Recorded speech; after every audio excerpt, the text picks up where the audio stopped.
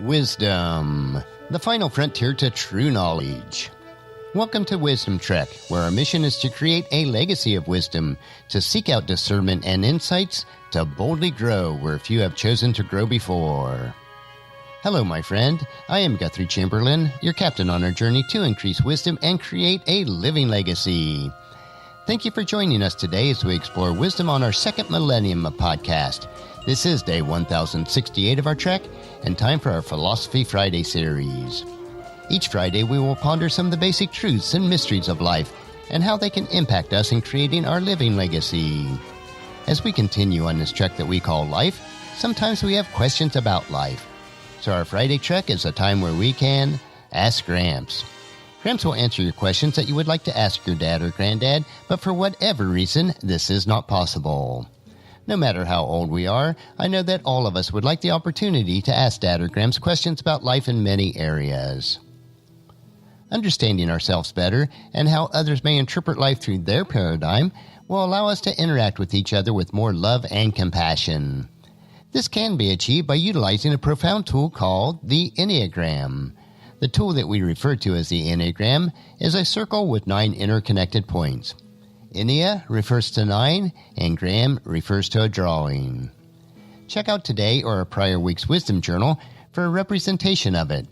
I have also included a one-page Enneagram summary created by Beth McCord. If you would like to download this graphic, click on the picture in today's Wisdom Journal. For additional insights, I do recommend the book, The Road Back to You, written by Ian Morgan Cron and Suzanne Stabile. It is an excellent book about the Enneagram journey to self-discovery from a Christian perspective. We previously took a deep dive into 9 personality types, which are the reformer, the helper, the achiever, the individualist, the investigator, the loyalist, the enthusiast, the challenger, and the peacemaker. 14 weeks ago, we began a series of episodes on the type combinations. What are the potential relationship benefits and issues with each combination? Covering all 45 different potential type combinations has taken a total of 15 weeks, but is valuable in understanding each other, regardless of what type you are or the type of those whom you interact with. Since we are exploring the Enneagram in detail, I would recommend reading the Wisdom Journal for each Friday to see the diagrams presented each week. As helpful as the Enneagram is, though, keep in mind it is still only a tool and cannot replace or usurp the precepts that are found in God's Word. We are responsible for all the decisions and actions that we make in life, and they must be in harmony with God's precepts. So the question for one more week is, hey Gramps, why do people act or react to situations and circumstances in life so differently? How can I gain wisdom to better understand myself and others so that I can love, serve, and minister to them on a deeper level? So today, let's look at the last 3 Enneagram type combinations. And first, we'll start with the Enneagram Type 8, the Challenger, with the Enneagram Type 8, the Challenger. What each type brings to the relationship. As with all double-type relationships, 2 Enneagram 8s generally bring the same qualities to each other. Therein lies both the main source of attraction as well as one of the main pitfalls. Thus, the level of health of each person is especially important to these type relationships as they are both dominant instincts. Both 8s will bring a lot of energy, vitality, and passion to the relationship. Few other combinations are so intensely involved with each other as this, nor are they able to create such fireworks. They both have strong willpower, independent thinking, and the ability to make decisions and get things done, and the desire to see results in the practical world. They will not simply talk about building a house or going on a vacation, they will make it happen. When 2 8s are well matched, they paradoxically both stimulate each other and relax each other at the same time. They feel that their energy has been met, so that they can relax around the other 8 and turn their attention and energy toward other interests. 2 8s are also able to profoundly relax each other because they have confidence in each other. They know that they have what it takes as a team to do what needs to be done, to be safe, secure, and stable in their own world. The feeling is, we've got this covered. Rather than marked by high energy, quiet confidence is the hallmark of double 8 couples. This is because they are relieved and quietly happy to have found someone else who is also strong and whom they can also depend on. This also leads to a profound feeling of mutual respect, direct and frequent communication, and the ability to air their needs and feelings and to settle their occasional disagreements cleanly and quickly. Double 8 pairs can build a significant empire of some sort together, and because they feel that they have unshakable support in the other, they can also be generous and open-hearted with others. But what are some of the potential trouble spots between a double 8 couple? A double 8 combination will be extremely volatile with lots of ego on display. There will be a frequent test of wills and more or less open jockeying for control. They can get into competition and rivalries because real equality and sharing is difficult between a lower and functioning double 8 couple. Issues about being or staying in control will likely be the center of many conflicts, especially since lower functioning 8s do not want to back down or be seen as weak in any way. Both will, therefore, struggle to dominate, at least in some area, making for a highly reactive and conflict-ridden relationship. Both 8s can have hair-trigger tempers, and a certain degree of suspicion and paranoia might set in, even in regard to their partner. Tests of loyalties will come from both sides, and both will tend to up the ante emotionally and even often sexually and financially as things deteriorate. Nevertheless, someone will always have to make the final decision, and unless they learn how to communicate and negotiate effectively with each other, this combination can wear each other down. Both 8s tend to feel rejected unless they have the power, money, or position that would make their significant other want or need them. They may feel free to disparage the other, justifying their aggression with an attitude that they can take it. Verbal and physical rough play can get out of hand. Neither will be the first to back down in a conflict, and it is very difficult for them to apologize. Nevertheless, 8s can be surprisingly thin-skinned and easily hurt, resulting in banishment of others, often over seemingly trivial matters. Further, 2 8s can also find that they tend to take up a lot of space, and therefore to need a lot of room with each other. They may find it worthwhile to declare certain parts of the house or similar territories as off-limits to the other. In short, there is often too much bluntness in pushing each other around, which can escalate into outright battles. Power struggles become occasions for revenge by the other who feels aggrieved, or they may simply take turns hurting each other as they continue to wear each other down until the final straw has been reached. Well, let's move on to the next Enneagram type combination, the Enneagram type 8, the Challenger, with the Enneagram type 9, the Peacemaker. What each type brings to the relationship. Enneagram 8s bring leadership qualities and a take-charge, we-can-do-it mentality that others usually look up to and rely on. They are full of self-confidence and vitality and feel like a force of nature that cannot be denied. 9s generally admire these qualities in an 8 and will often gravitate to them. 9s typically tend to live vicariously through the positive qualities of others, and 8s like to have people around them who are impressed and stimulated by the 8's leadership, vitality, and brashness.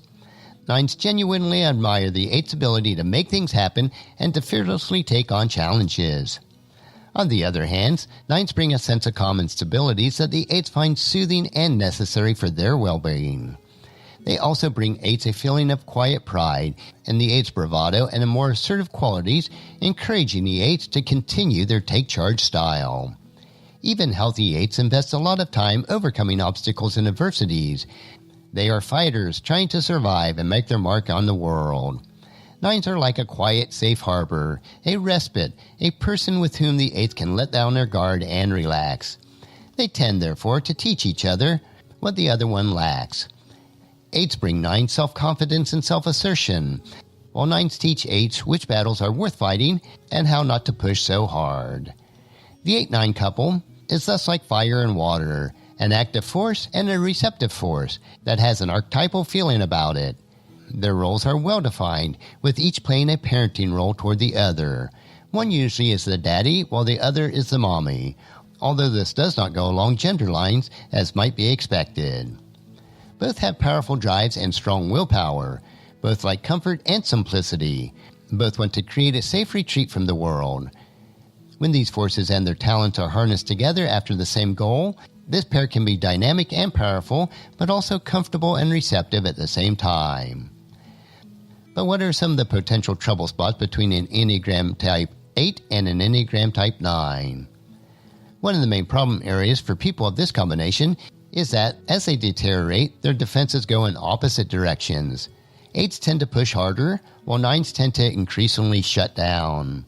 9s can become unresponsive or worse, energetically pushing away the 8s as a defense. 8s become more aggressive and belligerent, demanding that their energies be met. 9s respond by not responding. They go on emotional strike and may begin to react passive-aggressively, sabotaging the 8's activities in various ways. This causes 8s to escalate berating and threatening the 9, or else to encourage 8s to react passive-aggressively. Eventually, 8s tend to lose interest in the 9s, feeling that they are too obstructionist to them and their plans. Whenever 8s want to do something exciting, 9s respond with, "Why bother?" or its equivalent. 8s can not only feel thwarted in their vision, but also feel that one of their core strengths is being undermined or rejected. On the other hand, 9s can begin to see lower functioning 8s as too bossy and controlling, selfish and wanting everything to be their way. 9s think that they want someone in charge and to direct things, but when 8s start directing them, they rebel and become stubborn. 8s think that 9s are blank slates who can be molded to their needs, and they get surprised by the depth and power of the 9's stubbornness. The relationship often flounders on rage, whether expressed openly or covertly. 9s often feel that the 8s are too openly aggressive and harsh with others in order to maintain their dominance.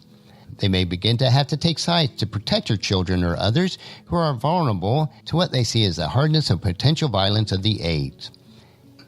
At its worst, this archetypical element combination can deteriorate into a domestic battlefield with frequent verbal and even physical abuse. And now let's move on to our final type combination, which is the Enneagram Type 9, the Peacemaker, with an Enneagram Type 9, the Peacemaker. What each type brings to the relationship. As with all double-type relationships, two Enneagram 9s generally bring the same qualities to each other. Therein lies both the main source of attraction as well as one of the main pitfalls. Thus, the level of health of each person is especially important for these type relationships as they are dominant instincts. One of the most common same-type pairs, the double 9 couples, are invariably quiet, gentle, supportive of each other and to those around them. They're comfortable to be around and hospitable to others. They are easygoing and do not let minor irritations of life or of the relationship get to them easily. They tend to look positively on their life circumstances, whatever they are, making the most of whatever they have.